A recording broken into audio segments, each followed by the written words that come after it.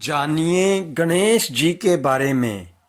गणेश जी निराकार दिव्यता हैं जो भक्त के उपकार हेतु एक अलौकिक आकार में स्थापित हैं। हिंदू पौराणिक कथाओं के अनुसार वह भगवान शिव और देवी पार्वती के पुत्र हैं। गण का अर्थ है समूह। यह पूरी सृष्टि परमाणुओं और अलग अलग ऊर्जाओं का समूह है। यदि कोई सर्वोच्च नियम इस पूरी सृष्टि के भिन्न भिन्न संस्थाओं के समूह पर शासन नहीं कर रहा होता तो इसमें बहुत उथल पुथल हो जाती। इन सभी परमाणुओं और ऊर्जाओं के समूह के स्वामी हैं गणेश जी। वे ही वह सर्वोच्च चेतना है जो सर्वव्यापी हैं और इस सृष्टि में एक व्यवस्था स्थापित करते हैं। आदि शंकराचार्य जी ने गणेश जी के सार का बहुत ही सुंदरता से गणेश स्तोत्र में विवरण किया है। हालांकि गणेश जी की पूजा हाथी के सिर वाले भगवान के रूप में होती है, लेकिन यह आकार या स्वरूप वास्तव में उस निराकार परब्रह्म रूप को प्रकट करता है। वे अजम निर्विकल्पम निराकारमेकम हैं, अर्थात गणेश जी अजम अजन्मे हैं, निर्विकल्प बिना किसी गुण के हैं, निराकार बिना किसी आकार के हैं और वे उस चेतना के प्रतीक हैं जो सर्वव्यापी है। गणेश जी वही ऊर्जा हैं जो इस सृष्टि का कारण है। यह वही ऊर्जा है जिससे सब कुछ प्रकट होता है और जिसमें सब कुछ विलीन हो जाता है। हम सभी उस कथा को जानते हैं कि कैसे गणेश जी हाथी के सिर वाले भगवान बने। जब पार्वती शिव के साथ उत्सव क्रीड़ा कर रही थी तब उन पर थोड़ा मैल लग गया। जब उन्हें इस बात की अनुभूति हुई तब उन्होंने अपने शरीर से उस मैल को निकाल दिया और उससे एक बालक बना दिया। फिर उन्होंने उस बालक को कहा कि जब तक वे स्नान कर रही हैं वह वहीं पहरा दे।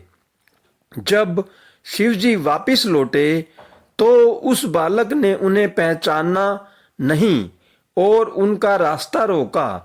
तब भगवान शिव ने उस बालक का सिर धड़ से अलग कर दिया और अंदर चले गए।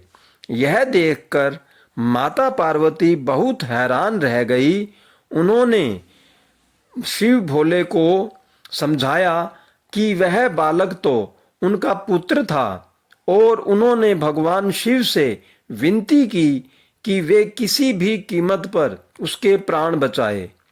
तब भगवान शिव ने अपने सहायकों को आज्ञा दी कि वे जाएं और कहीं से भी कोई ऐसा मस्तक लेकर आएं जो उत्तर दिशा की ओर मुंह करके सो रहा हो। तब शिवजी के सहायक एक हाथी का सिर लेकर आए जिसे भोलेनाथ ने उस बालक के धड़ से जोड़ दिया और इस तरह भगवान गणेश का जन्म हुआ।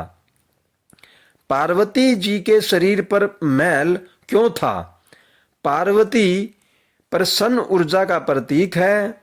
उनके मैल होने का अर्थ है कि कोई भी उत्सव राजसिक हो सकता है, उसमें आसक्ति हो सकती है और आपको आपके केंद्र से हिला सकता है।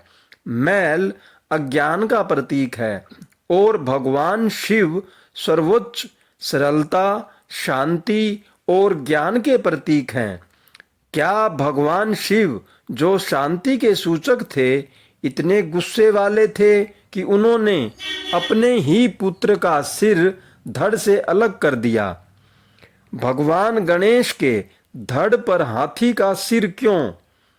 तो जब गणेश जी ने भगवान शिव का मार्ग रोका, इसका अर्थ हुआ कि अज्ञान जो कि मस्तिष्क का गुण है वह ज्ञान को नहीं पहचानता। तब ज्ञान को अज्ञान से जीतना ही चाहिए। इसी बात को दर्शाने के लिए शिवजी ने गणेश जी के सिर को काट दिया था। हाथी का ही सिर क्यों? हाथी ज्ञान शक्ति और कर्म शक्ति दोनों का ही प्रतीक है। एक हाथी के मुख्य गुण होते हैं बुद्धि और सहजता। एक हाथी का विशालकाय सिर बुद्धि और ज्ञान का सूचक है। हाथी कभी भी अवरोधों से बचकर नहीं निकलते, न ही वे उनसे रुकते हैं। वे केवल उन्हें अपने मार्ग से हटा देते हैं और आगे बढ़ते हैं। यह सहजता का प्रतीक है। इसीलिए जब हम भगवान गणेश की पूजा करते हैं तो हमारे भीतर ये सभी गुण जागृत हो जाते हैं और हम ये गुण ले लेते हैं। गणेश जी के प्रतीक और उनका महत्व। गणेश जी का बड़ा पेट उदारता और संपूर्ण स्वीकार को दर्शाता है। गणेश जी का ऊपर उठा हुआ हाथ रक्षा का प्रतीक है, अर्थात घबराओ मत, मैं तुम्हारे साथ हूँ। और उनका झुका हुआ हाथ जिसमें हथेली बाहर की ओर है, उसका अर्थ है अनंत दान और साथ ही आगे झुकने का निमंत्रण देना। यह प्रतीक है कि हम सब एक दिन इसी मिट्टी में मिल जाएंगे। गणेश जी एक दंत हैं जिसका अर्थ है एकाग्रता। वे अपने हाथ में जो भी लिए हुए हैं उन सब का भी अर्थ है। वे अपने एक हाथ में अंकुश लिए हुए हैं जिसका अर्थ है जागृत होना, और एक हाथ में पास लिए हुए हैं जिसका अर्थ है निमंत्रण और नियंत्रण। जागृति के साथ बहुत सी ऊर्जा उत्पन्न होती है और बिना किसी नियंत्रण के उससे व्याकुलता हो सकती है। गणेश जी हाथी के सिर वाले भगवान भला क्यों एक चूहे जैसे छोटे से वाहन पर चलते हैं? क्या यह बहुत अजीब नहीं है? फिर से इसका एक गहरा रहस्य है। एक चूहा उन रस्सियों को काट कर अलग कर देता है जो हमें बांधती हैं। चूहा उस मंत्र के समान है जो अज्ञान की अनन्य परतों को पूरी तरह काट सकता है और उस परम ज्ञान को प्रत्यक्ष कर सकता है जिसके भगवान गणेश प्रतीक हैं। हमारे प्राचीन ऋषि इतने गहन बुद्धिशाली थे कि उन्होंने दिव्यता को शब्दों के बजाय इन प्रतीकों के रूप में दर्शाया, क्योंकि शब्द तो समय के साथ बदल जाते हैं लेकिन प्रतीक कभी नहीं बदलते।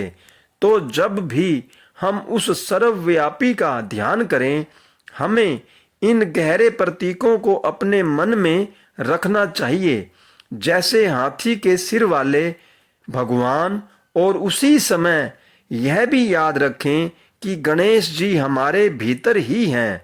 यही वह ज्ञान है जिसके साथ हमें गणेश चतुर्थी मनानी चाहिए। लाइक करें, शेयर करें और कमेंट करें। जय गणेश अगर जी, आपको विघ्नहर्ता। कोई विशेष कथा सुननी हो तो उसके बारे में कृपया कमेंट करें और यह भी बताएं कि आपको यह कथा कैसी लगी। इसके लिए भी कमेंट करें। धन्यवाद। जय श्री राम, जय हनुमान।